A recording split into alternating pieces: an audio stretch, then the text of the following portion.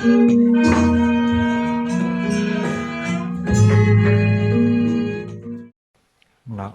tassa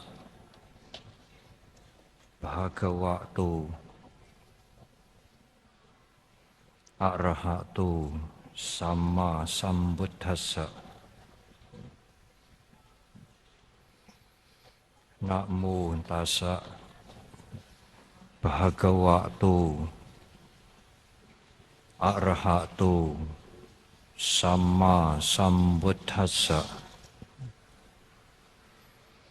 Namo tassa bhagavato arahato samma sambuddhassa. Na paresang wilomani, na paresang kata katang, atanowa awekheya katani akatani jati.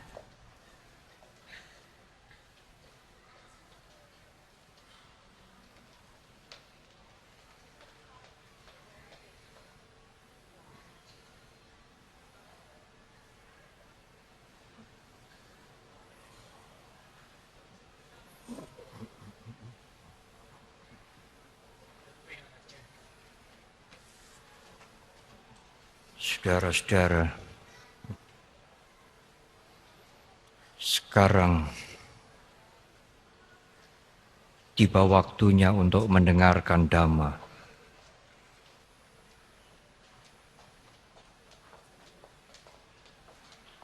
Saya minta saudara-saudara untuk duduk dengan tenang. Kalau tidak perlu, tidak berjalan-jalan, tidak berbicara sendiri, dan memberikan perhatian untuk mendengarkan Dhamma.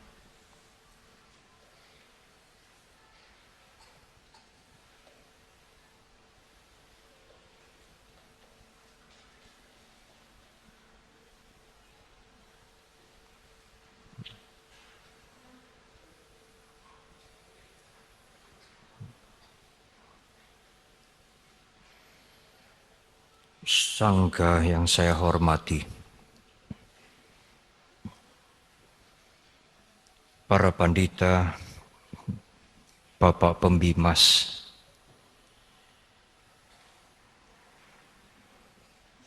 para ibu bapak tokoh-tokoh masyarakat, ibu bapak sekalian yang berbahagia, anak-anak yang berbahagia. Para biku telah selesai menjalani masa wasa 3 bulan. Sebulan kemudian umat merayakan Katina dengan mempersembahkan jubah dan kebutuhan-kebutuhan lainnya.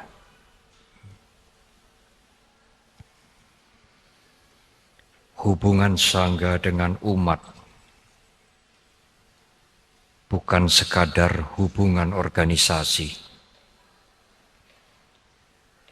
Hubungan sangga dengan umat adalah hubungan guru dengan murid.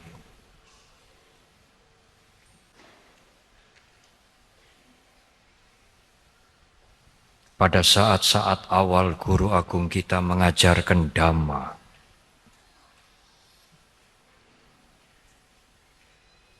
Guru Agung kita hanya mempunyai murid 5 orang. Para biku bersama dengan Guru Agung kita sering dikatakan pabajita, orang yang tidak punya rumah, yang hidup berkelana, mengembara.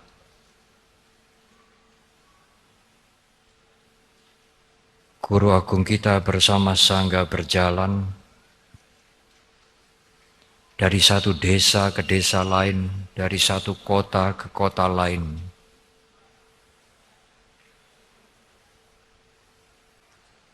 (2.600 tahun yang lalu. Kemudian, saudara, masyarakat mendukung Sangga. Masyarakat mendukung guru agung kita. Sangat banyak. Para raja mendukung guru agung kita, antara lain Raja Bimbisara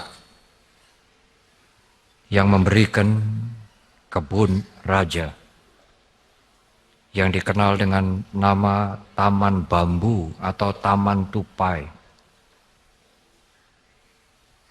Kebun raja bersama dengan seluruh bangunan yang ada dipersembahkan kepada Sangga yang dipimpin oleh guru agung kita.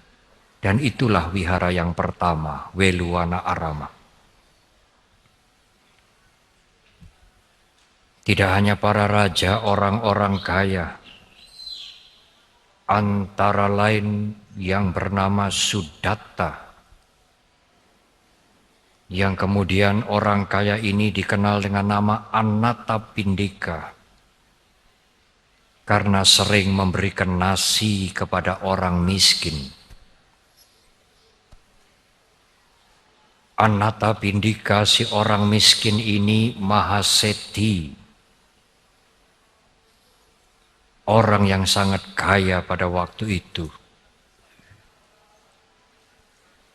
Kalau pada waktu itu, saudara, ada majalah Forbes,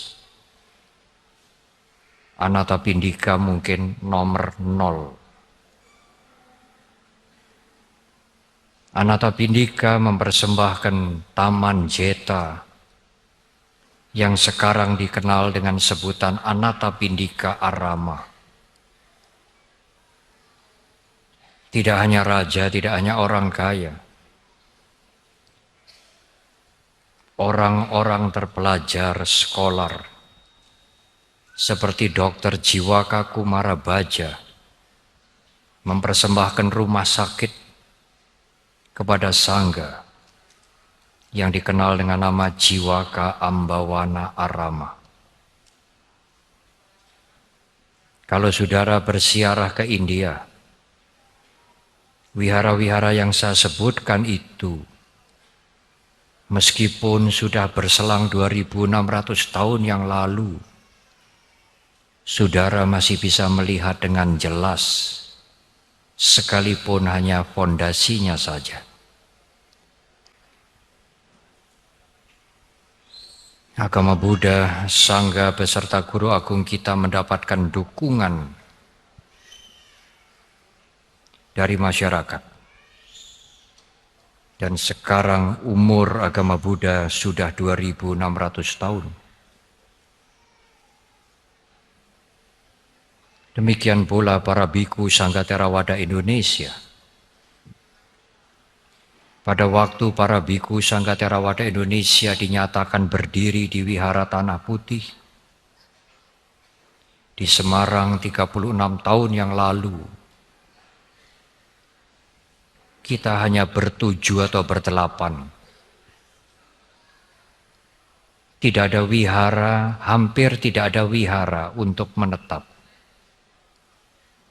36 tahun yang lalu para biku Sangga Theravada Indonesia berkelana, benar seperti Pabajita atau sebagai Pabajita. Kami tinggal di kelenteng-kelenteng yang memberikan tumpangan kepada kami. Kami tinggal di rumah umat. Dan sebagian besar umat tidak mengerti, bahkan mencibirkan muka. Apa itu biku-biku Theravada? Sekarang, ibu, bapak, dan saudara, para biku Sangga Theravada Indonesia kurang lebih 70. Para samanera tetap yang belajar setingkat strata 1 kurang lebih 35. Kami tidak membayangkan 36 tahun yang lalu. Di Jakarta kami tinggal di kelenteng di Petojo WIY. Kelentengnya Su Acong almarhum. Kami sendiri di Wihara Mendut tinggal di gubuk. Apalagi lantainya keramik. Semen pun bukan. Kami tinggal di gubuk yang berlantai tanah.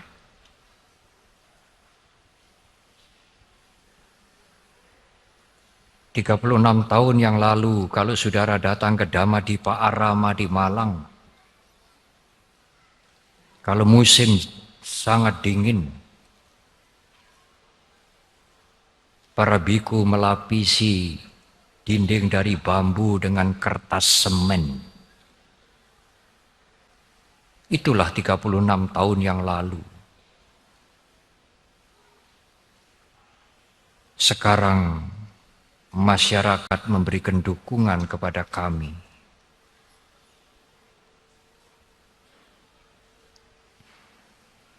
Di Batam,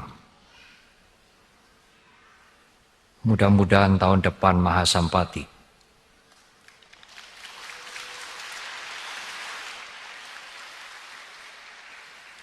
Di Singkawang yang besar, di Banjarmasin yang punya sekolah, wihara di Balikpapan yang lebih dari 3 hektar, di Samarinda, di Ujung Pandang, Tanah Putih semakin cantik, wihara Lasem yang 8 hektar, Dhamadipa Arama yang semakin luas dan ada sekolah tinggi agama Buddha, Kertarajasa.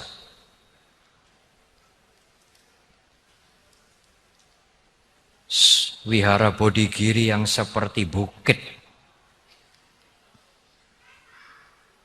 Demikian juga di Bali, demikian juga di Lombok. Kami tidak membayangkan 36 tahun yang lalu, pada waktu kami seolah-olah tidak mempunyai tempat untuk berteduh.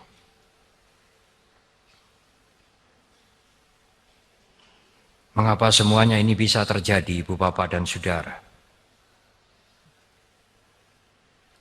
Orang mengatakan karena para biku memberikan bimbingan kepada kami. Tidak hanya para biku. Kalau hanya para biku, tidak biku bisa melakukan apa? Kalau begitu ada umat, ada biku, ada umat. Benar, saudara, tetapi ada faktor yang ketiga. Faktor yang ketiga itu umat percaya kepada Sangga Theravada Indonesia. Ada umat, ada biku.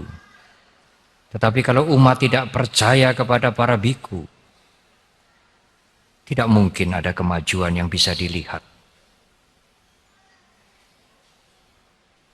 Selama para biku berperilaku pantas, maka umat mendukung para biku, mempercayai para biku. Lintas agama juga mempercayai kami sekarang. Tetapi saudara, ada sesuatu yang sangat penting, yang saudara jangan sampai salah mengerti. Para biku berperilaku pantas, tidak sekadar supaya didukung oleh umat. Tidak, saudara. Para biku berperilaku pantas bukan karena takut ditinggalkan umat, bukan. Para biku berperilaku pantas menjaga sila karena memang berperilaku pantas itu bagian dari latihan kami untuk membersihkan batin, untuk mencapai kebebasan, bukan karena takut ditinggalkan oleh umat.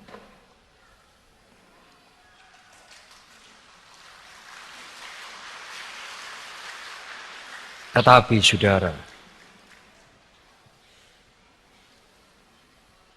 saya akan berbicara serius. Para biku juga harus membalas budi kepada umat. Ada orang yang terkejut. Baru sekarang saya mendengar para biku harus membalas budi kepada umat. Mengapa tidak?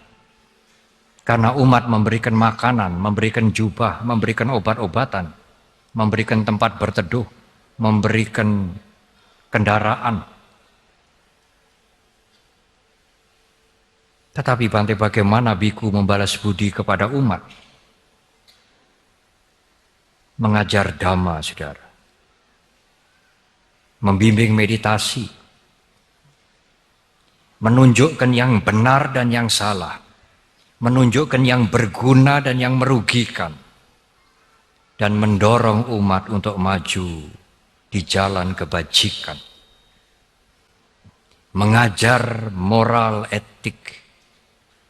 Memberikan pendidikan kepada masyarakat. Tidak hanya kepada umat Buddha. Tentu utamanya kepada umat Buddha. Itulah balas budi para biku. Bukan meramal. Bukan membuat jimat. Bukan menghitung hari. Bukan melihat makhluk halus. Itu bukan tugas para biku.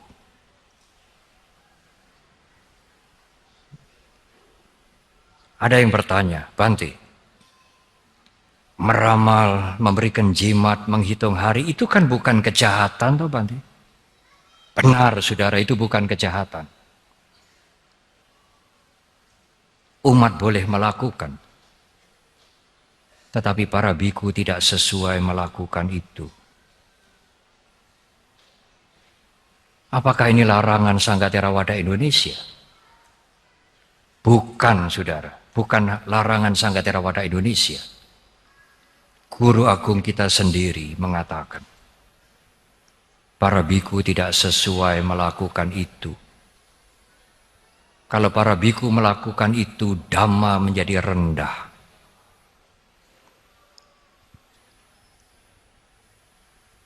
Tetapi Bante, apakah para biku boleh memberikan obat? Obat yang mujarab? Boleh, saudara. Tetapi bukan obat fisik. Obat mental.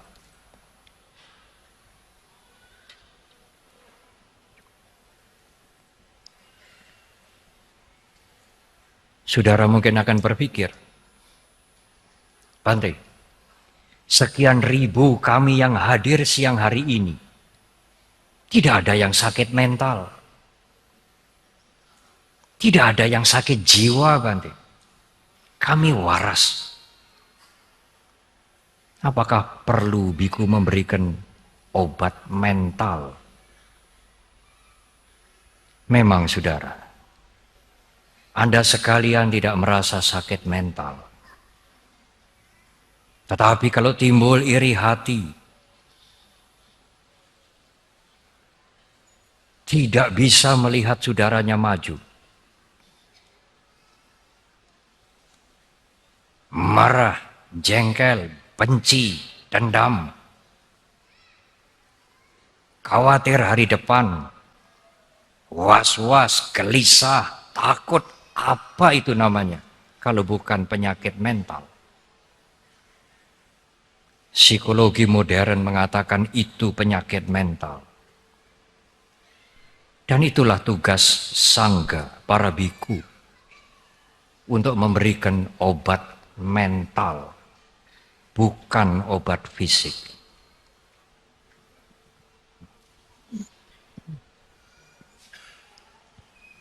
Tugas para biku adalah memberikan pembimbingan dan pendidikan, saudara. Mendidik masyarakat kalau mampu, utamanya umat Buddha, untuk menjadi lebih baik. mempunyai perilaku yang baik, mempunyai moral dan etika yang baik. Ibu, Bapak dan Saudara, Katina, fokus Katina adalah berdana. Katina bukan sekedar perayaan atau peringatan memperingati suatu peristiwa, bukan. Memang ada peristiwanya zaman dahulu. Tetapi Katina bukan sekadar peringatan. Fokus Katina adalah berdana.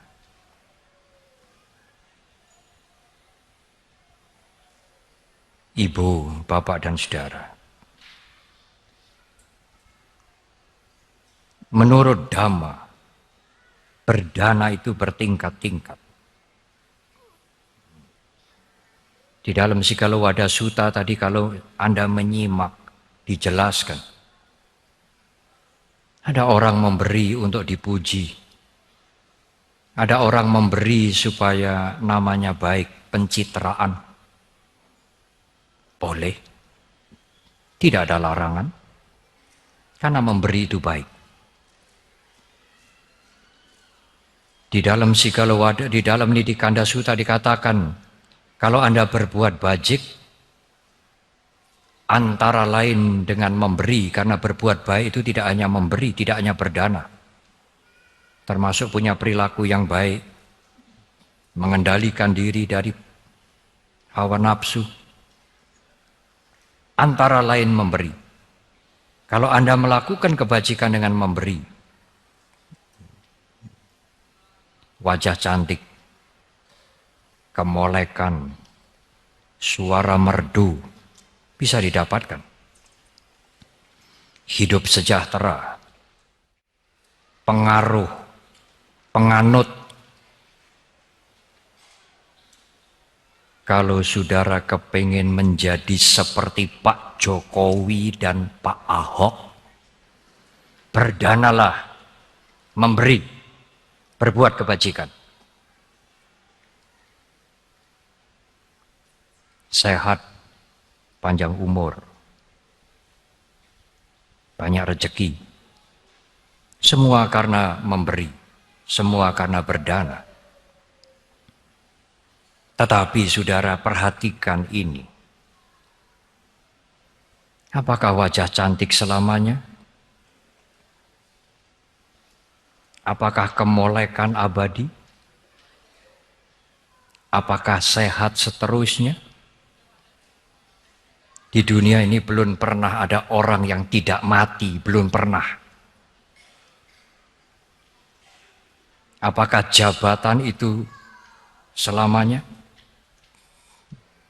Apakah kedudukan itu kekal? Tidak, saudara. Sekalipun dicari dengan cara yang benar, tidak kekal.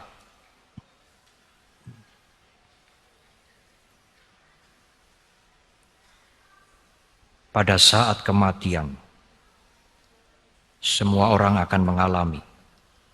Dan kematian datang setiap saat. Kita harus melepaskan semuanya.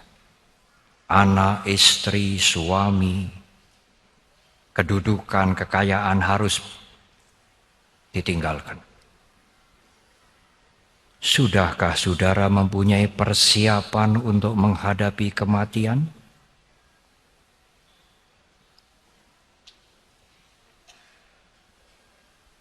Takut atau tidak takut, mau atau tidak mau, kematian akan datang. Sudahkah saudara punya persiapan? Tidak hanya kematian, sepanjang hidup ini, saudara akan dipaksa untuk melepaskan.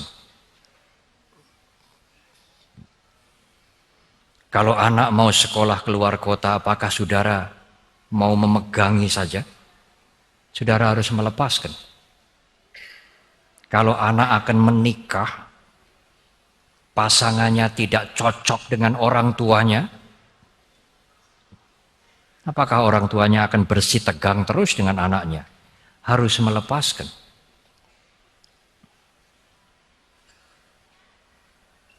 Musibah, bencana alam, Setiap saat Anda harus melepaskan. Apakah saudara sudah latihan melepaskan? Pada umumnya, Anda sekalian, kita ini hanya berpikir mencari, memperoleh, mendapatkan. Begitulah isi pikiran kita. Kapan kita latihan melepaskan, memberi, melepaskan? Andai kata saudara memberi juga berpikir, mudah-mudahan dengan memberi sedikit buah karmanya banyak. Anda tidak pernah berpikir melepaskan. Selalu mencari. Kapan Anda belajar melepaskan? Guru Agung kita mengatakan orang yang paling sengsara adalah orang yang tidak bisa melepaskan. Oleh karena itulah ibu bapak dan saudara, berdana yang paling tinggi sesungguhnya adalah memberi untuk belajar melepaskan.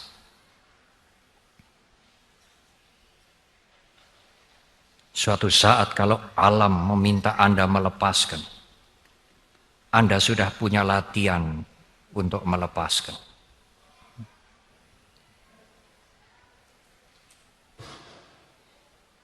Ibu, bapak dan saudara, tidak gampang memang. Di antara Anda mungkin akan mengatakan, Bante, kita ini kan bukan biku. Kita kan masih perlu mencari untuk anak, untuk keluarga. Boleh, saudara. Tidak dilarang. Silakan mencari, tetapi ada waktunya untuk belajar melepaskan. Jangan mencari terus-terusan. Sudahkah pernah Anda belajar melepaskan? Kalau belum, Anda akan sangat menderita.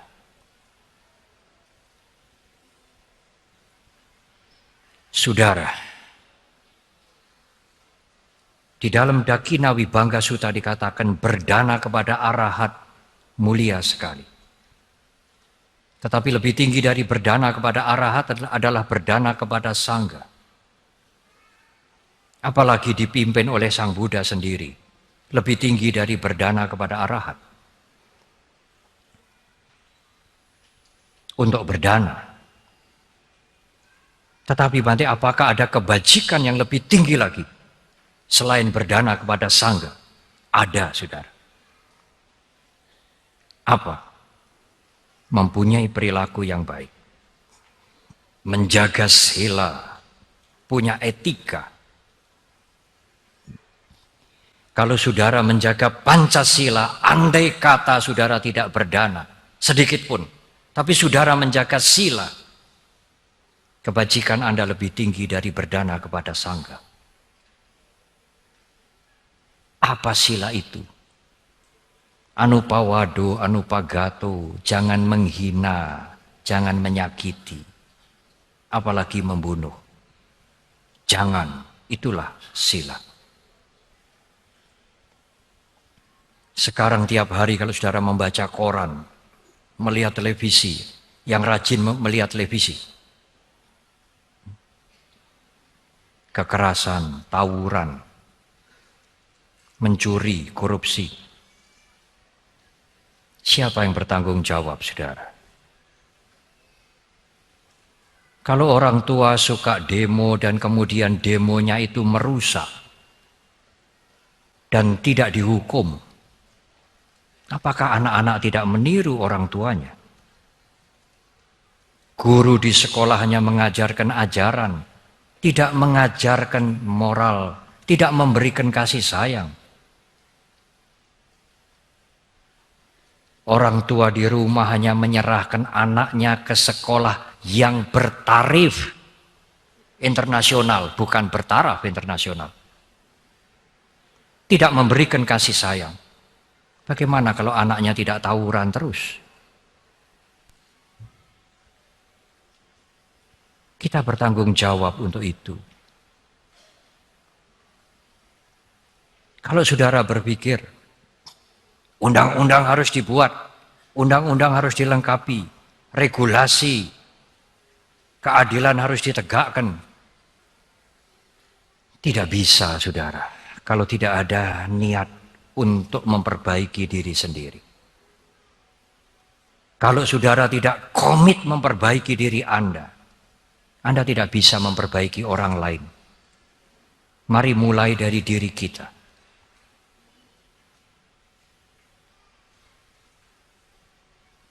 Ibu, bapak, dan saudara, kalau dulu anak salah ditegur orang tua, dia memperbaiki diri. Inisial, ya, sadar. Kalau bawaan salah ditegur majikannya, dia sadar memperbaiki diri. Kalau orang mencuri, korupsi dihukum supaya kapok, jera, dia memperbaiki diri. Sekarang tidak. Orang mencuri, orang korupsi dihukum, awas nanti. Aku akan cari cara yang lebih canggih lagi supaya tidak ketangkep. Bagaimana kita mengandalkan undang-undang? Bagaimana kita bersandar pada pengadilan? Kalau tidak ada niat untuk tidak berbuat buruk. Tidak mungkin kita bisa memperbaiki keluarga dan masyarakat ini kalau tidak ada niat untuk tidak berbuat buruk. Atanang rakanto parang rakanto atanang rakanti. Kalau Anda melindungi diri Anda tidak berbuat buruk, otomatis Anda melindungi orang lain. Karena Anda tidak akan merugikan orang lain. Parang rakanto atanang rakanti. Bagaimana Bante melindungi keluarga saya? Bagaimana Bante melindungi orang lain supaya keluarga saya tidak menderita? Baik. Kalau Anda ingin melindungi keluarga Anda, lindungilah diri Anda sendiri dulu dari perbuatan yang buruk. Kalau Anda tidak berbuat buruk, Anda melindungi keluarga Anda tidak mengganggu keluarga Anda. Kalau Anda tidak disiplin, Anda berbuat buruk, bagaimana Anda meminta keluarga Anda untuk disiplin? Anda sendiri tidak pernah disiplin. Tidak masuk akal, saudara. Kalau Anda menuntut, Anda tidak pernah menuntut diri Anda sendiri. Bagaimana memperbaiki masyarakat ini? Semua orang menuntut orang lain, tapi tidak pernah menuntut dirinya sendiri. Kapan ada perbaikan?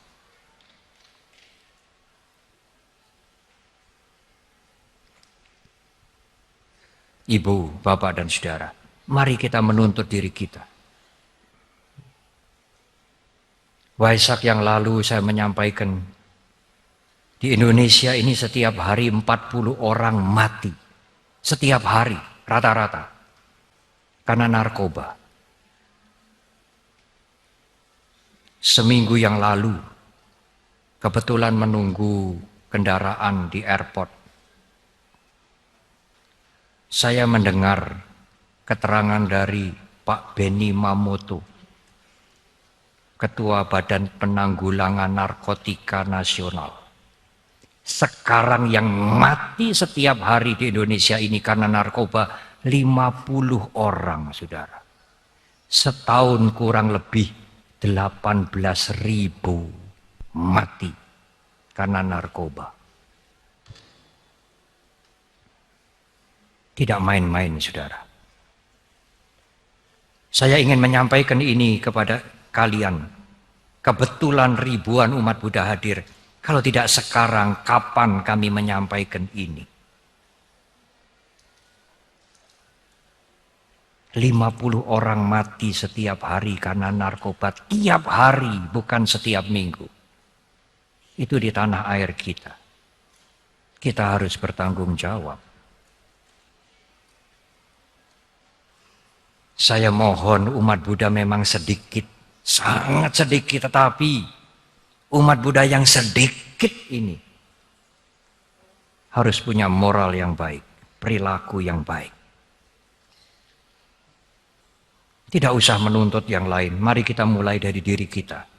Nanti orang lain akan mencontoh kita.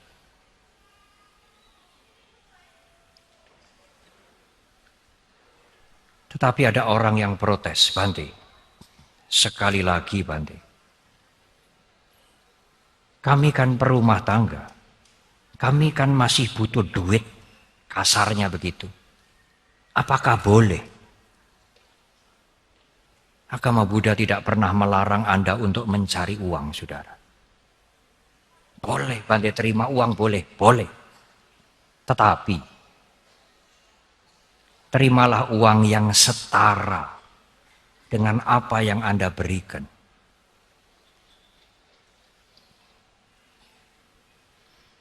Kalau pegawai negeri atau pegawai swasta masuk baca koran, sampai iklan-iklan itu dibaca semua, habis.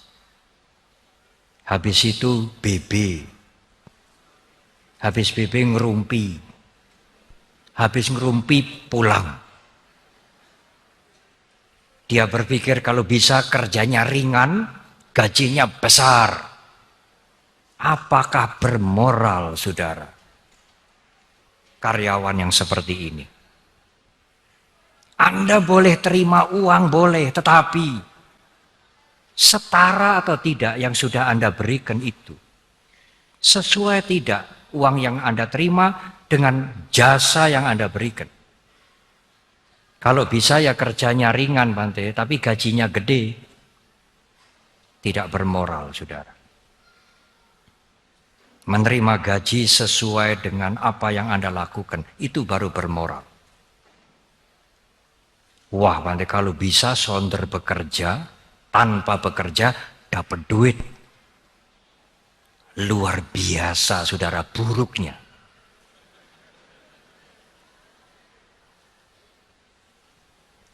Kalau mentalnya seperti ini, bagaimana undang-undang bisa memperbaiki? Bagaimana pengadilan bisa memperbaiki? Itu urusan komitmen kita.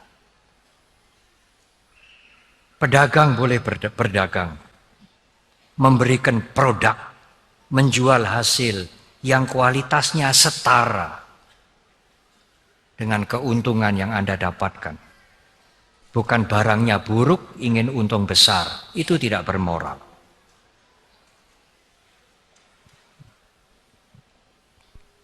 Ada guru, dosen. Pak dosen ini kalau membuat ujian tidak mau menunggu sendiri. Staf perguruan tinggi yang menunggu. Selesai ujian, hasilnya ujian diserahkan kepada Pak dosen. Pak dosen mengatakan, tidak usah kamu serahkan saya. Aku sudah tahu nilainya mereka masing-masing. Loh. Belum dikoreksi, belum diperiksa, Pak dosen sudah tahu nilainya muridnya. Yang bertugas bertanya, Pak, taunya bagaimana, Pak? Yang cantik-cantik nilainya bagus. Benar, saudara. Dan dosen ini beragama Buddha. Apakah dia bermoral? Kelihatannya seperti bukan kejahatan. Kejahatan itu. Anak didiknya bagaimana kualitasnya nanti? Kalau anak didiknya menjadi dosen, menjadi pemimpin, seperti apa dia? Umat Buddha jangan seperti itu. Kita tidak usah menuntut orang lain. Kita menuntut diri kita sendiri. Ibu, bapak, dan saudara, saya harus menutup uraian ini. Tidak boleh berpanjang-panjang. Ajaran agama Buddha. Untuk mengerti, saudara harus memberikan perhatian ekstra. Saudara, ada satu sikap yang sepertinya sudah menjadi lumrah, biasa. Orang banyak tidak menganggap itu kejahatan, tetapi itu berbahaya, saudara. Sangat berbahaya. Tetapi orang banyak mengatakan itu seperti biasa. Apa, saudara? Keakuan, egoisme. Kalau tidak ada aku, tidak ada Mahasampati. Kalau tidak ada aku, tidak ada hasil ini. Ini pekerjaanku, ini jabatanku, kenapa aku dilangkai? Ini jasaku, benar ini jasaku, aku tidak berbohong. Kelihatannya benar. Mengatakan itu sepertinya tidak salah. Sepertinya umum, biasa, tetapi itu berbahaya. Karena menurut Dhamma, semua kejahatan, kotoran batin muncul dari moha, dari keakuan, dari ego.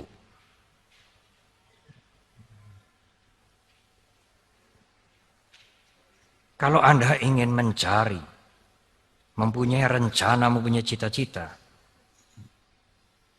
tetapi kalau rencana dan cita-citanya itu melebihi, tidak sesuai dengan kapasitas Anda, itu ego. Itu akan mendatangkan penderitaan. Punya rencana yang tidak sesuai dengan kemampuan dirinya, itu ego. Kalau tidak berhasil bagaimana? Marah. Orang lain dibenci, ingin disingkirkan, dihancurkan, itu ego, saudara. Karena akunya tidak terpenuhi keinginannya. Semua kotoran batin datang dari keakuan. Hati-hati dengan aku. Mudah marah, mudah tersinggung, aku semua itu. Dan aku itu hanya pikiran, ilusi, wipalasa, tidak ada kenyataannya. Bukan sesuatu yang hakiki. Ada orang mengatakan, Bante saya kerja sosial, kerja di perkumpulan kematian, kerja di wihara. Dulu saya tidak punya musuh, kok sekarang musuh saya banyak ya Bante? Ya keakuannya diumbar, egonya dibesarkan, mudah tersinggung, mudah marah. Tetapi kalau Anda bisa memadamkan aku itu, selesailah persoalan. Karena semua persoalan itu muncul dari keakuan. Kebencian, iri hati, kemarahan, kecongkaan, kesombongan, semua muncul dari aku. Termasuk was-was, khawatir, takut, aku semua. Aku yang tidak nyata, aku yang hanya ilusi itu. Kalau Anda ingin kerja sosial di wihara, di rumah sakit, di sekolah, akunya dikecilkan sampai kecil sekali. Pintu maafnya dibuka selebar-lebarnya. Itu ilmunya kerja sosial. Kalau Anda kerja sosial, akunya dibesarkan, musuhnya akan banyak. Termasuk di wihara. Akunya dikecilkan kecil sekali, pintu maafnya dibuka selebar-lebarnya. Pekerja sosial harus mengerti ini. Tetapi Bante, aku itu menyelinap, halus sekali, benar. Untuk bisa melihat aku itu, yang halus itu, apa yang harus digunakan? Kesadaran, sati. Awareness, meditasi. Kalau Anda suka bermeditasi, kesadaran Anda meningkat, maka Anda bisa melihat aku Anda yang ingin menuntut ini, menuntut itu. Hanya kesadaran yang bisa menangkap aku itu dan membuat aku menjadi padam. Ibu, bapak dan saudara, nak paresang wilomani. Jangan mencari kesalahan orang lain. Nak paresang kata katang. Jangan menilai orang lain apa yang sudah dia lakukan atau apa yang belum dia lakukan. Atanawa awekea, refleksi pada diri sendiri. Katani katani ca. Apa yang sudah saya lakukan, apa yang belum saya lakukan. Itu lebih relevan daripada menilai orang lain. Kalau Anda mau menyumbang, mau berdana, supaya Mahasampati lekas jadi, berdanalah saudara. Tidak usah melihat orang lain dulu, dia sudah apa belum ya. Anda tidak usah berbuat baik dengan menilai orang lain. Nilailah diri Anda sendiri. Apa yang sudah Anda lakukan, apa yang belum Anda lakukan. Itu lebih berguna daripada menilai orang lain. Selamat merayakan Katina, marilah berdana dengan ketulusan hati untuk membawa kemajuan kita. Semoga Tri Ratna selalu memberkahi. Terima kasih.